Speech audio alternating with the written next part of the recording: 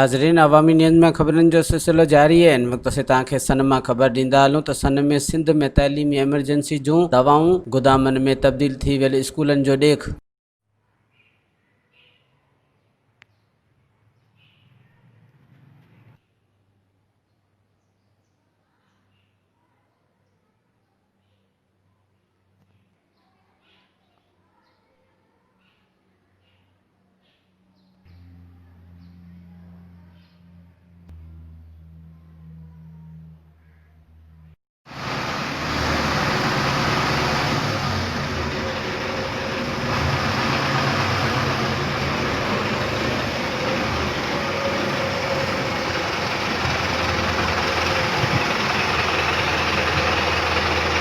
वधीक ख़बरनि ऐं तफ़सील जे लाइ विज़िट कयो असांजी वेबसाइट awaminews.hd.com ऐं ॾिसंदा रहो अवामी न्यूज़ HD।